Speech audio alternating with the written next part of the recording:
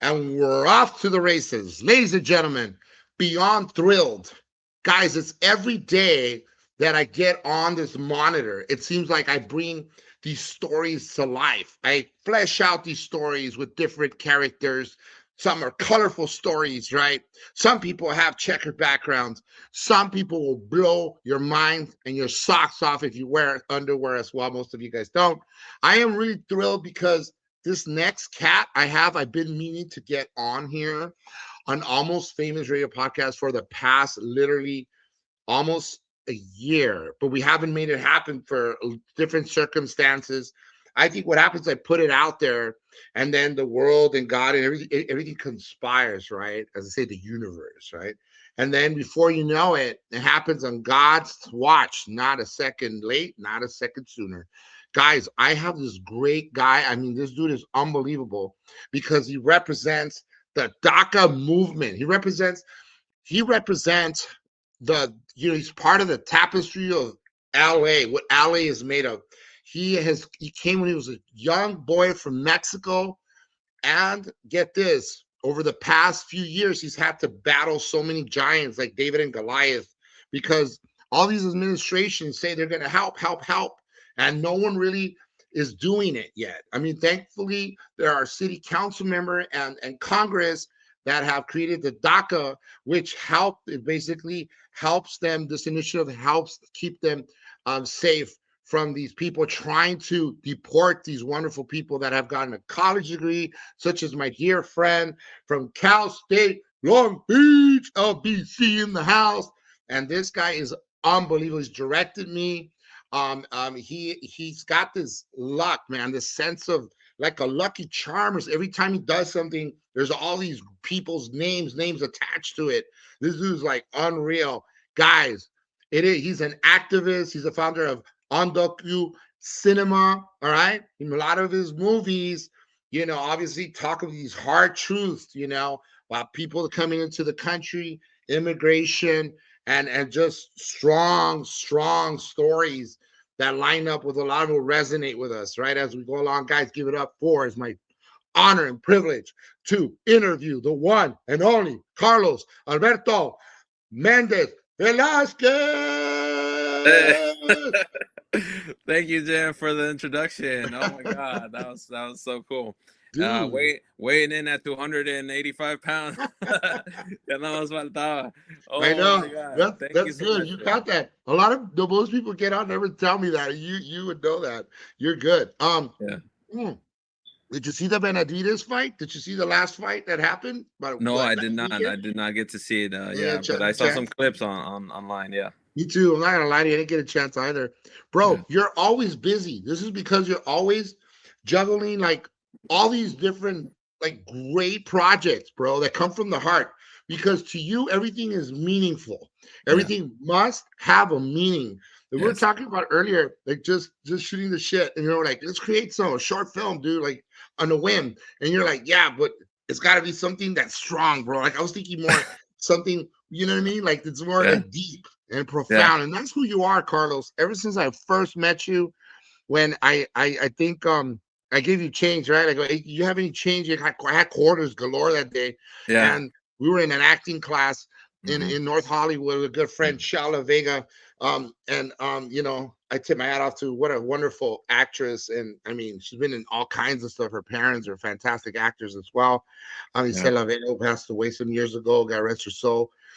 What an amazing human beings those people were. And as a result, you and I met, and then we did some cool work together, bro. Since then, you forgot about me. Kidding. You went out to cast other people in your projects and forgot about it. I'm kidding. I'm messing with you. But one of the things to start this whole thing off, all right, and it was more sobering, okay? Because we are talking about the subject matter that is very pressing right now, dude, with the current administration, trying to deport everyone and their mama. They're not allowing people to stay here. It's all based on the color of our skin, it seems. I mean, some people have been deported who are born here, and so, I mean, who better than to touch this touchy subject than my man Carlos? Mm. You know, what's been going on lately with this whole thing, man? And how do you feel about the situation, bro? Yeah, I mean, like, you said it. It's an attack on our community. Is an attack on our Mhm. people. Is an attack on our culture, on our color of our skin, and it's very depressing to deal with these outcomes. And there's always going to be that person that says, "Well, come here illegally, come here with the right path." That honestly, there is no path. There is no real way to actually get your papers. You can't get into a line when there is no line. So it's Right. just, it's tough, and it's hard. And then when you get to see your community, a hardworking community, get picked up in the middle of nowhere on the streets while they're selling, while they're working, while they're, doing their hard work effort to make ends meet and like fight for a bigger dream. And it sucks. It sucks because you can't really do anything about it. And it's not fair. I think there needs to be a pathway for everybody to find the solution Citizenship. to this problem. Yeah. Pero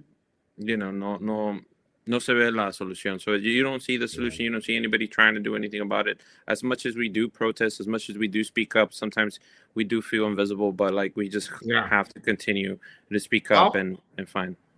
on that topic, so we do need a comprehensive plan, something that'll put everybody path to citizenship, specifically those that came as dreamers, young people Yeah. that came when they were kids, when it wasn't like your decision. Your parents decided to come out here for a better life, and then you were brought along into this, and now you've been here all of your life. You haven't probably been in Mexico one time, right? Because I know you did something really cool. We'll talk about it a little bit later. Hmm. Project, wonderful documentary, Sin Raíz, right? Sin Yeah, Raíces? Sin Sin Raíz Raíz, without roots. without We ended roots, up going to Mexico and for 2 weeks, and that was a whole experience. But we could talk about that. bro.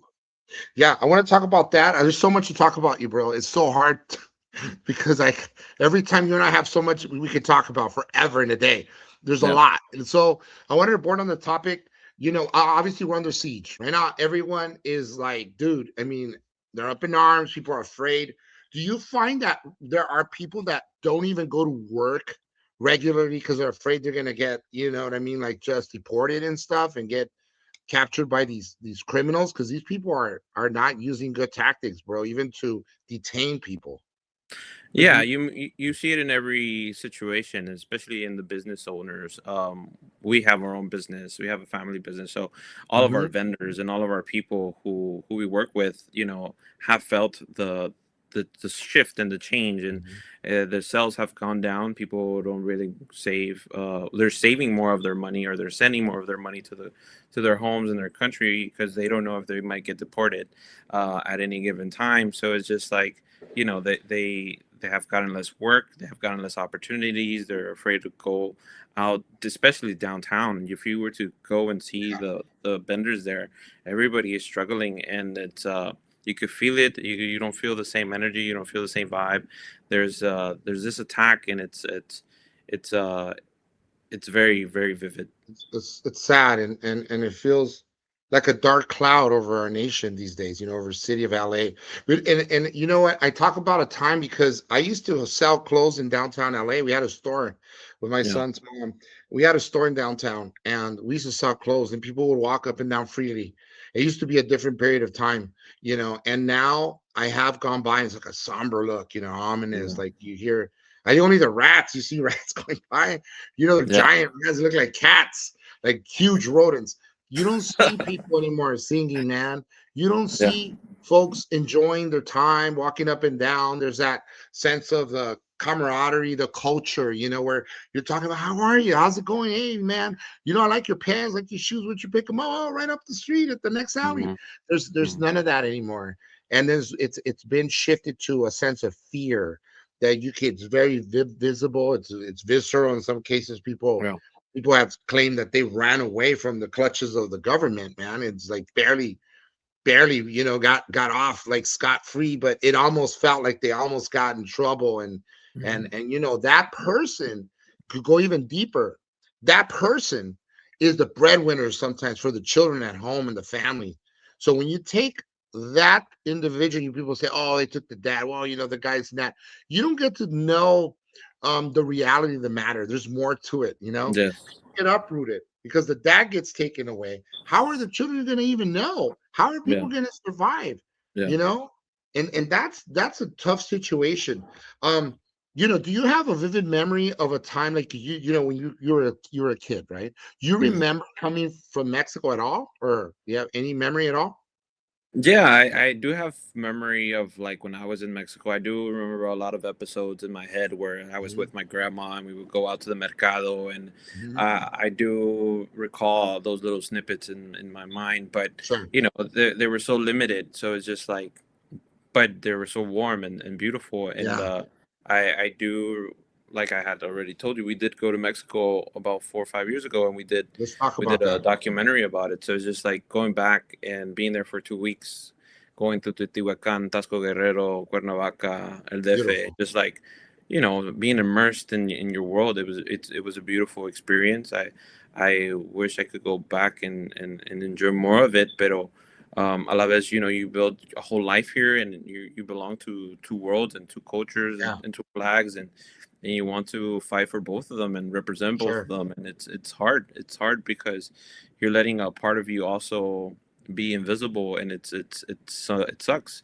And we wish we could, just stand up for both as best as we can, but with the papers and without those permissions and all that, it's sometimes very limited in what we can do. Yeah. I'm hearing you out. I could think of.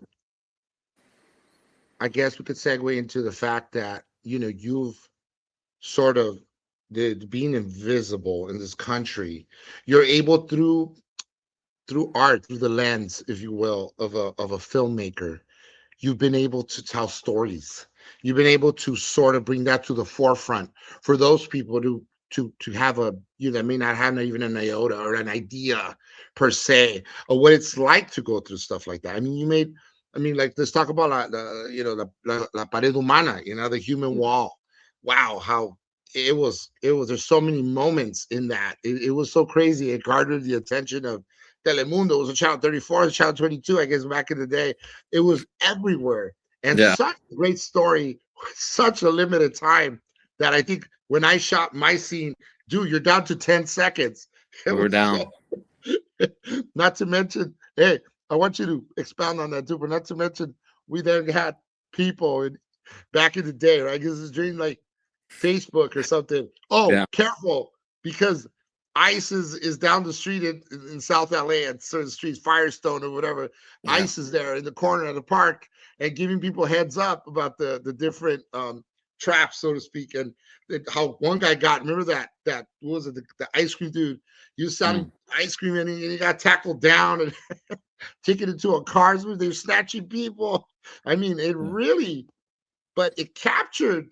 You're almost like a time traveler, bro. Like a few years later, this is happening now, dude, in real life, in real time. It's Yeah, happening. yeah. I mean, the idea of creating that film was to motivate people to go out and vote and to sort of prevent what we are currently living in. So it's just Mhm. like to see it now in real life. It doesn't do it justice. It's just crazy. This is like, it's everybody being Yeah, attacked, and it's there, and it's recorded, and it was a story that we were hoping that would never actually exist, but like it's something we live now. To be afraid to go to the doctor, to be afraid to take your kid to school, to go to work, and it's just like something that we were trying to just like, hey, look, this is what this guy wants to do.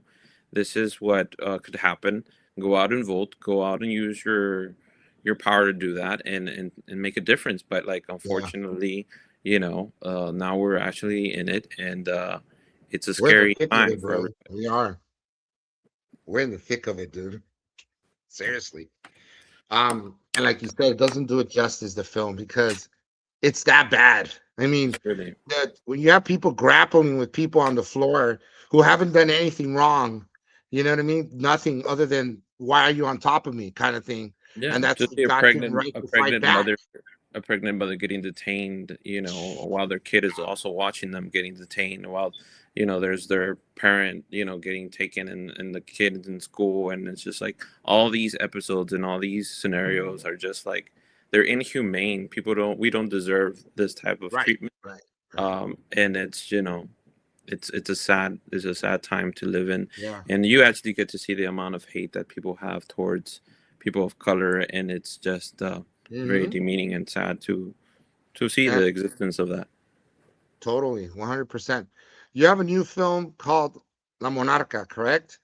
Yeah, And I it's want to hear all about it. Synopsis. I mean, you have great stellar actresses in it. And why don't we and a band, right? La Santa Cecilia, who's Grammy nominated, huge, bigger than life. And as they lend some of their soundtracks to the movie. It's fascinating. Tell us a little bit about it. Yeah, Monarca was shot here in LA. We had 4 or 5 different locations. We shot downtown.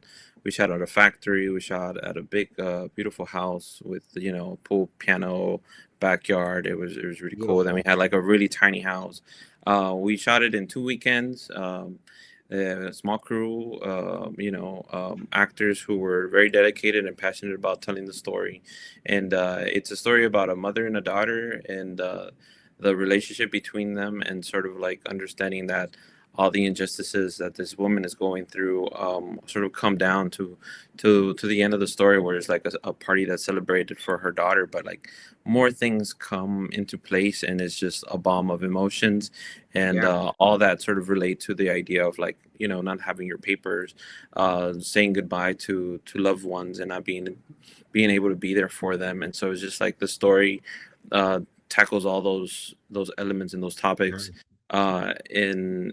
in the world of an immigrant mother who is trying to do good for her own daughter, and for the future of her family.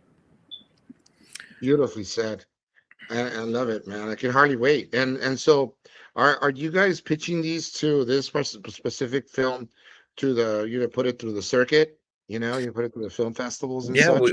we finished the music. It was done in Mexico. Rafa Narro, our composer, did the music for it. So we're blessed to have his music listed, and then we do have a song from La Santa Cecilia, they were kind enough to uh, give us a song for the film, and touch these topics, and inspire others to just continue to tell our stories. Um, with the heart, with the emotion, and then make people understand that we are very hardworking. We're here to pursue bigger dreams, and we're only here to like make a difference for the future of this country, and for our future también. Pero Beautiful. sort of continuing that route, and telling our narrative. Yes, yes. And you're very talented. You have a knack for telling stories.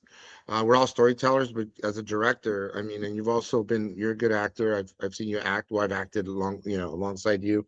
We had a fun time, good exchange. You know, tell me, like, obviously for Hollywood, like you just finished saying, Hollywood has had. I mean, one movie was it A Day Without a Mexican, and a couple of their other movies where they've embedded or they touched on just briefly on the subject matter. But there's still a level of sense of invisibility in Hollywood, wouldn't you say? As far as the stories that are told, there's actors. You can have actors for forever. Oh, he's Mexican. Oh, this person's from Guatemala. It's from El Salvador. Actors. Yeah, but the stories that are being told, what's the immigrant stories, folks of that the trials and tribulations that our people have gone through, they're still missing, right? Isn't that the case? Yeah, I think apart from just like telling narratives that are about immigration, it's just like we don't exist behind and in front of the camera as much as we wish to be in. So it's just like including us in every type of narrative, regardless if Mhm. it's Latino or non-Latino based. I think it's important that we are allowed to be in these rooms where we can be included on paper, on script, and just tell our side of the story whenever those opportunities do come. We should be allowed to be in sci-fi. We should be allowed to be in those bigger blockbuster films, right? Having inclusivity in all of these realms, it's always a struggle, but like little by little we continue to create our own narratives and our own stories and our own short films, or whatever it may be, and those little opportunities that we end up creating end up helping the next generation. And I think it's important that we continue to do that as we continue to Like that. create. Yeah. It's like a lore, right? Like a folklore that keeps going from generation. Like in the olden days, we sit around a campfire and tell these stories, right? Before social media. Now TikTok, social media, we expanded, we bridged the gap between, tiny little countries from one side of the hemisphere to the other. And the same could be true, like you finished saying, the narratives that we can tell, that are all inclusive. You're right. Just everyone that everybody, whether yellow, Hispanic, whatever, black, brown, it ought to be a thing where everyone is represented and Mhm. represented behind them and in front. You're absolutely right. Do you what gave you the spark to, or the itch rather, for you to go to Cal State Long Beach and say, I'm going to go into filmmaking? Yeah, I What was think the my catalyst? journey was a little bit different. I think for me it was just that, I, as an immigrant and as a son of immigrants, you sort of want to create a career that's sort of like safe, where it's like, okay, pues puedes hacer, you could be a doctor, you could be an engineer, and play it the safe route, right? But Right. at the end of the day, if you're not happy with what you're creating for yourself, it's sort of like, okay, this is not fulfilling what I want to do it with my life. So it was just like, okay, I have to tell first, you have to convince your parents that you want to follow the arts. And so that was a whole chapter of like things and situations that you have to come about, be like, now you have to prove them that you're worth taking the time, spending the money, going to school, and pursuing film. So I ended up, I was doing engineering. I was actually in the math lab 24/7, calculus and all the stuff. But at some point I was just like, I can't. Limits came along, physics came along, tangent, cotangent, all those stuff. Just, it was annoying to me at some point, and I was like, I have to let them know that I want to create stories, and I want to pursue film. So I did, and talked to my counselor and changed all the classes, and I transferred from Santa Monica to Long Beach. And Very cool. at Long Beach, I think, well, yeah, it's the story that I tell every time I'm asked this question, where it's like there was a competition at school to create a short film in a week, and you were given a camera, you were given a laptop, and you have to create your own crew. And it was the first semester there, so I had no crew, no real people that I could have reached out to create a crew. So I ended up shooting and doing everything myself, and I did a documentary about the homeless community here in South Central, and how they would use a cart to sort of put their whole life inside this cart. And just Absolutely. for us, when we go to the supermarket, it's something that we just use as a tool, but for them it's where they put their entire life. The um livelihoods in so there. Yeah. so I ended up doing that narrative in that short, as respectfully and as I could, just showing this reality that we sometimes don't look at. And the week came along, we submitted our films, and I skipped class. I told my professor that I needed to go to the showcasing to see if I was going to be screened at all. I don't know how many entries were there, probably like 80 or so, and then out of the 80 they choose the top 15, and out of the top 15 they have categories of what they can win. So I submitted, and I went, and I wasn't expecting anything. But at the end of the festival, as we were going, my film came out on screen, and I was so excited just to see, Imagine my that. Yeah. documentary on the screen in my Pinching school. yourself on. You're like, So wow. it was just like, Surreal. oh my God, it was a life changing A moment. surreal So moment. real moment. So then I just like, that's it. I'm happy. It's great. My film came out, but at the end of the festival, they had prizes, and they had categories of like who won what, and I was like, I had totally forgotten about that. So there was like, best editor, best cinematographer, best actress, best actor, and best picture. And from all those films that were really good, and they had crews and they had people involved in it, my film ended up like being called as the best picture short for that. And Wow, that dude. was It's that was super insane. crazy. It was super crazy because Yeah, it is. you did everything yourself. You did it at a very short amount of time, and then you were like, you were just wanting to tell us a very surreal, very very real story. and people took it, and they accepted it, and they fell in love with it, and it was fun because you get to see yourself projected on screen, and represent, storytelling and with your name, and Come you on, up there. man. Fantastic. Because at the end of the day, there was not a lot of Hispanics in my class. I was literally sometimes the only one. So to have that, Dude, represent up you're there. like the flagship right there, man. The little radio station, or the radio station from school came, and they interviewed me, and then the newspaper came from the school and also interviewed me, and so that was just like, that was a whole surreal moment. But I did end up showing them to my parents, and that was like, okay, oh, look at my mijo, look at what he's doing, Yeah. and showing everybody off. Dude, And so that was just like, okay, so this is what a the great path. story, dude. I convinced them. Wow. But everything since Awesome. then has always been like, trying to create art and stories that do talk about invisibility, that do talk about including those who are, are being mistreated, or the injustices that we deal with, Right. whether it's a documentary, whether it's animation and stop motion, whether it's live action. Yeah, just trying to make sense of our stories in every way, shape, or form with our narrative, and in filmmaking. Yeah. Let me ask you something, Carlos. I'm, first of all, always in awe, very awestruck. You've always created so much with so little.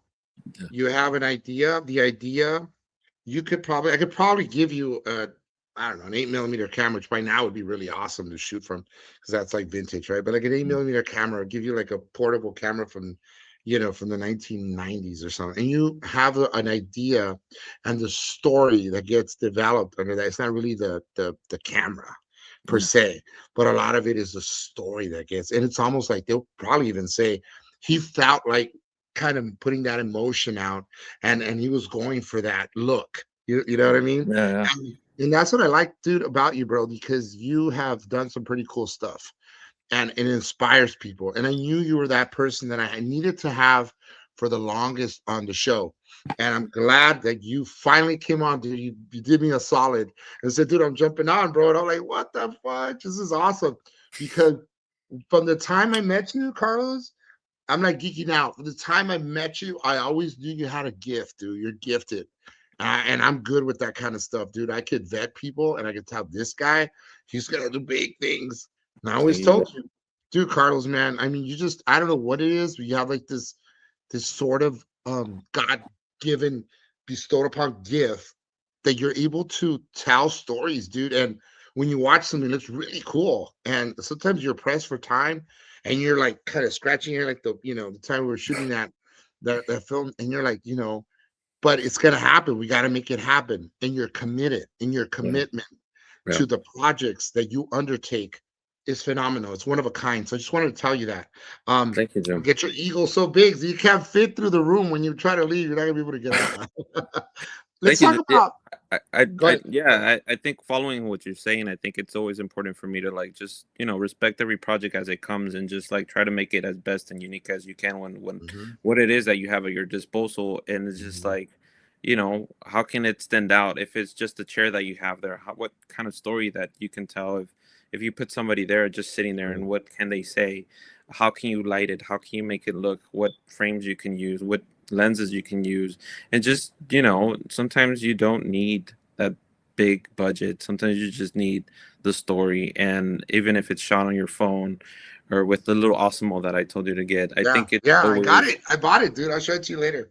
It's always how creative can you be with what you have, and that's how I've always approached every project. Dude, how many times have you been on Telemundo, and how many times have you been on channel?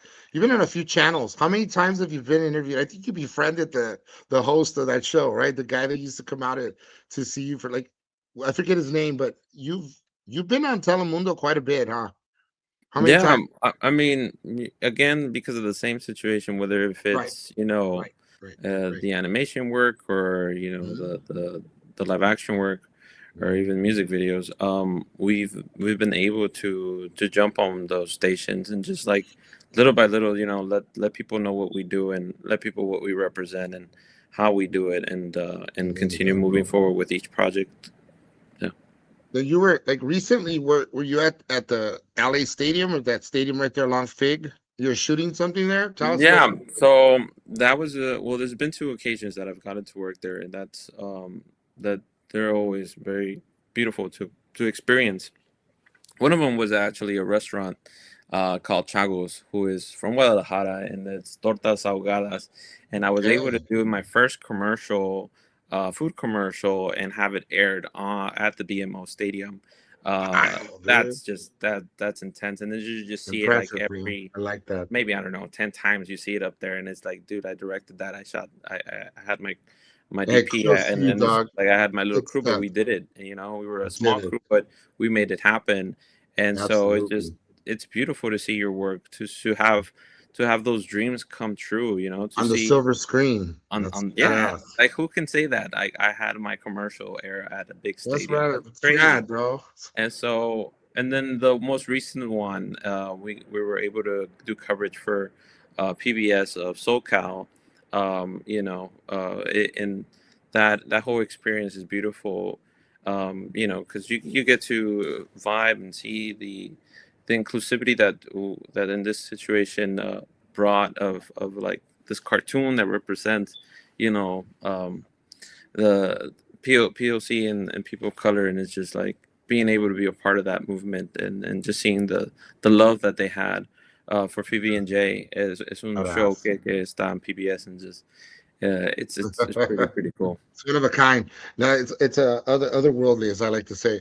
Let me ask you about your your heroes. Who are your heroes? I know, but the viewership doesn't know yet. And you have met all of them, at least a good amount. And you worked with one guy who made a Yeah, movie, like Coco, but it came before. I think it's the Book of it's Life. I the want to say. book. Let's talk about that. Yeah. So much of uh, heroes in the. it's funny. It's funny you mentioned them. It's like I think heroes, by the end of the day, like that term is very strong. I think for me, heroes have now been defined as like the people who actually, who are my parents, who are my mom, who's my Right. dad, who Right. they work their asses off just to even like, to bring us here, and just so now we can pursue a bigger dream. I think people who I admire and people who I look up to would be, the ones you were already mentioning. There is Jorge Gutierrez, there is Guillermo del Toro, there's Alejandro González Iñárritu, there's Cuarón. There's all these people who you can identify and pinpoint, like, Yeah. okay, if you could do it, I can do it. Whatever it is that their pathway was, I'm gonna find a way to get to that point. Whether it's gonna take me who knows how long, but it's just like what's important for me, and as I continue to create, it's just like how can I improve each time I create something? What else Yes. can I figure out to make the next project better? Whether if it's with a small budget or a big budget or whatever it may be, how impactful can I be with my art Most each definitely. step of the way? And like for them, it just having them and having those resources, and just sometimes being able to reach out to them, uh, especially like with Jorge or Guillermo, who I've been blessed enough to just meet in person several times. It's just like, hola, ¿cómo estás? Like, hey, having just that, it's a Pretty cool thing bitching, as we would say to have nowadays. have to have them know your name, and just like, hey, how you doing? How's everything going on? It's just like On it's a it's uh freaking it's basis, pretty dude. cool. Yeah, Carlos. Yeah. And you still stay humble. Every time I talk to you, it's no big deal. You answer the phone. I love that. Keep on keeping on, man. That is really cool.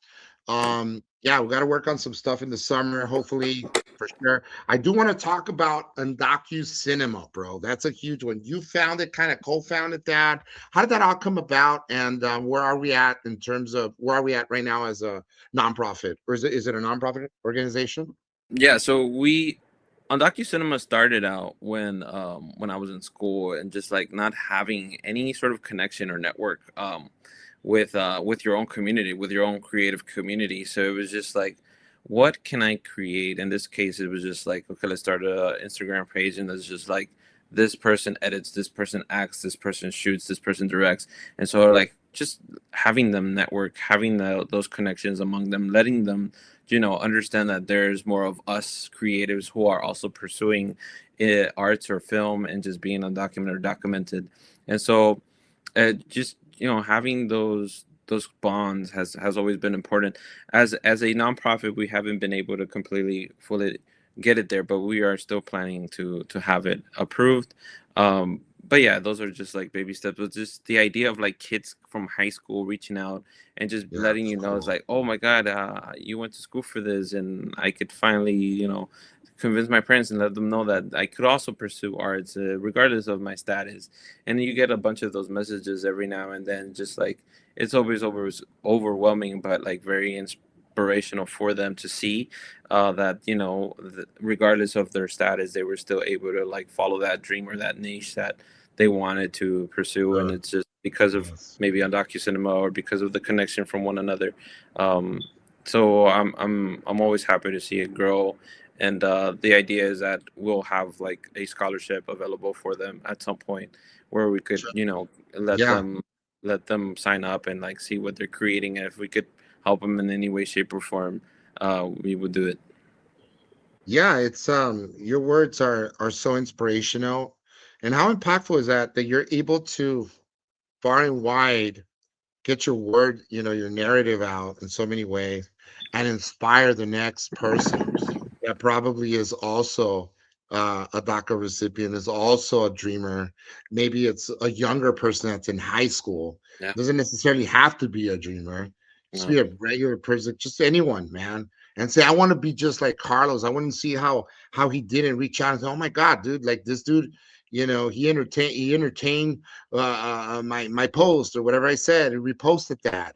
And Mhm. it feels so good. I remember like years ago, I think one of the first, I think Zach De La Rocha was one of the first person that like first celebrities online many years ago, Mhm. on Facebook that liked one of my things and said something underneath. I was like, dude, I was mind blown. Mhm. It's Zach De La Rocha, Rage Against the Machine, who's obviously Chicano American, has had a lot of used to stand up back in the day, Rage Against the Machine, against the government and the system, the whole system as we know it, the powers that be. And his father grew up in my neighborhood, so he went to the high school I did. So it was really cool, when somebody sticks up for you or something, and then underneath you see them repost or like some of your things, you're like, dang, that's pretty rad. It was many, Yeah. many years ago.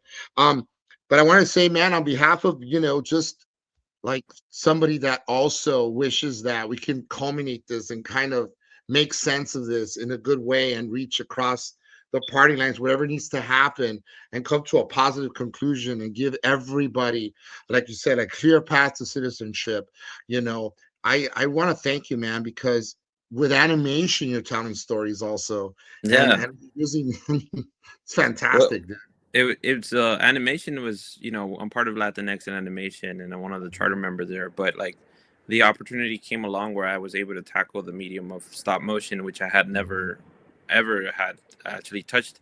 But you go into it and you want to tell a story in this medium, so you go in and like study, like you study all the stop motion films that are possible at your Mhm. hand, and like Nightmare Before Christmas, etc. So it's just Yeah. like seeing how they did it, and but just like now bringing that world into a micro budget film, and then learning from scratch. And so if I were to talk about In Kate's Love, which it was a puppeteer, a story where it's like a mom and a little boy, and then giving them monarch butterflies and just like letting Mhm. them tell a story inside this little small room. And so just like you're the one in charge of moving their world, and so you have to do 24 frames per second and just use Yeah. blue screen, Right. green Right. screen. Right. And so now you have to create a fable, and so create music along the way. Beautiful. That was a whole process, and that's why I tell everybody, like, whatever it is that you're doing, and you want to speak up on your work, create a short film, create an animation short, create a documentary, create whatever it Yeah. is, because that's what's going to open those opportunities. That's what open gonna people are going to see your voice and what you have to tell, and that's where everything's at. You can't continue to like wait for somebody to give you the opportunity. You have to create. You have to create them. You have to double down on yourself and on your talent, regardless of how good or how bad it comes out. At least you did it, and now you move on to the next one and the next one, and you continue to Right. improve. But Yeah. if you don't do it, like, I didn't know anything about stop motion, but I learned and I figured it out, and I shot it, and it made it to festivals, and we have a poster up there. That's the poster.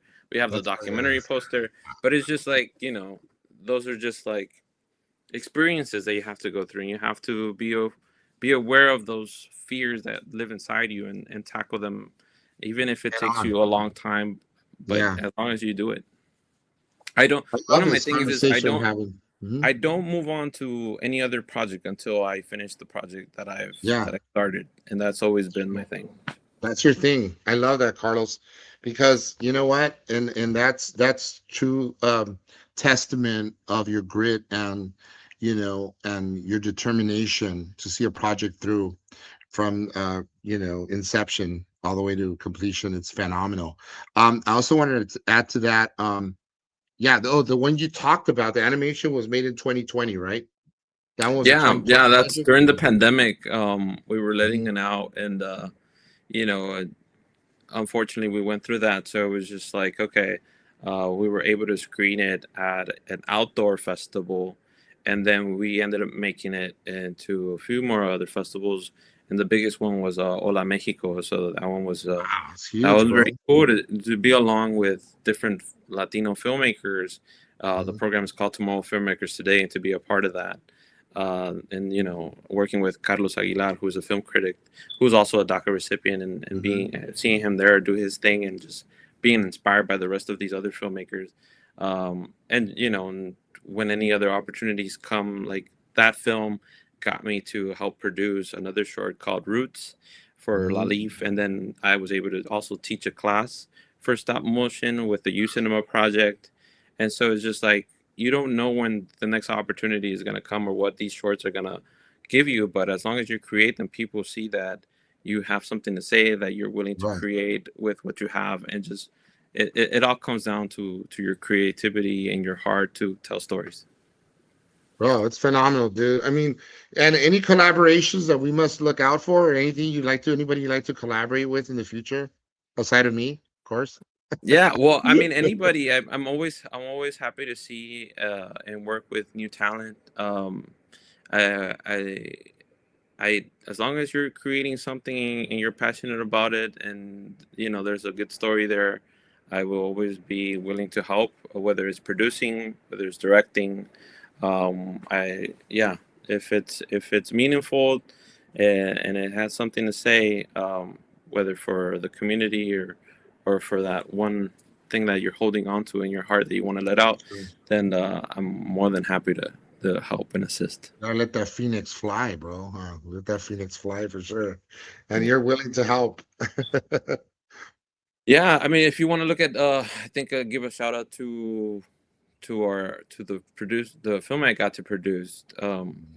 Drifting on a Memory, with Angel Rabacaba, and that short that we did. Something very personal to him, and it just talks about drug addiction and how you deal with letting go of family members when that sort of happens, and moving on, and just yeah, those topics are sometimes heavy, but like sometimes if you can help bring it to life so that certain things can live in peace within you, I think it was beautifully done. And if you ever want to follow Rafa, also our composer, he's always doing great music for different projects. There's different people you can always shout out, but like look at the credits Yeah, and the stuff that we've done. So it's just like absolutely. you can always So follow some of the people there.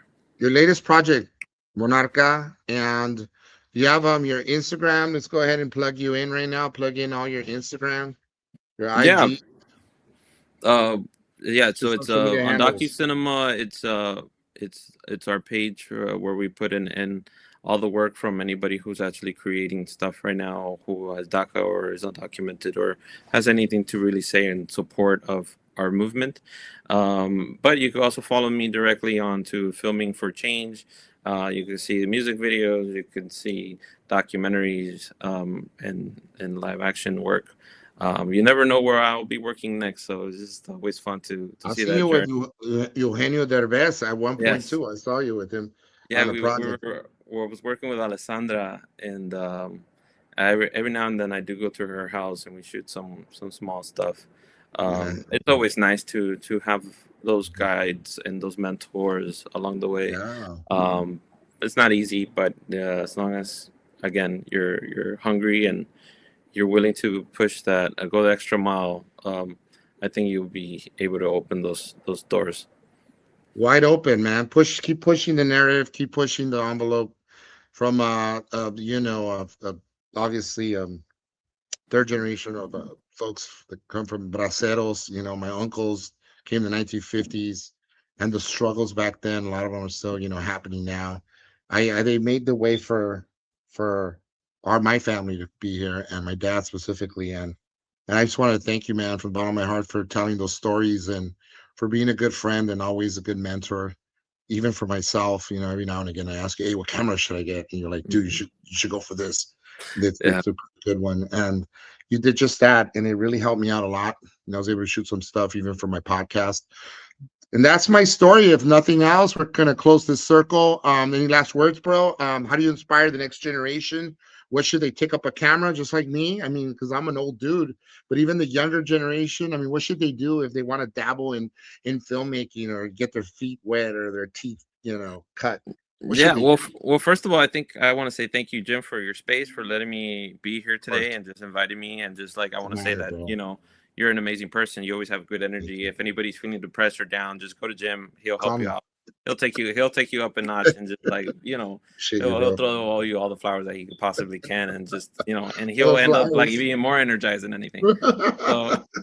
So thank you for man. That. So Kudos. gracious, thank you for what you're doing and for continuing to bring your light to others. So, shout out to you. And for anybody who wants to continue their career, I think it's important that you believe in yourself, that you, again, don't wait for anybody to give you the opportunity, that you create those opportunities for you, and don't be too judgmental on the work that you create. Understand that there's always room for improvement, and just stop looking at your neighbor, stop looking and stop comparing yourself to other people. You have your own light. You are your own unique person, and you have your own way of telling your own stories. It's just that a matter of just you believing in it. And so as long as you have that, then, and you're willing to create, and you're not here for the fame or the money, and you're more interested in like telling a story and just making a difference and leaving an imprint, whether it is with your actor fellows or your creative crew, that's more important than anything else. Wow, that's fantastic, bro. Yeah, I'm gonna take up my camera and start shooting stuff. I promise you, I'm gonna do a 3-minute film. But you and I in the summers get together. Carlos Méndez Velázquez, ladies and gentlemen, my good friend, dear friend. I'm beyond blessed to know you and be in your space and your graces is fantastic. May God continue to bless you and keep being that beacon of light for all those folks that live in dark, maybe don't have a mouthpiece to speak. You speak for a lot of people, man. And thank you again for your inspirational stories. May the Lord bless you. Say hello to the family. That's my show. How long? Goodbye until we meet again. Until next time, guys. Hasta luego. Bye-bye. Take care.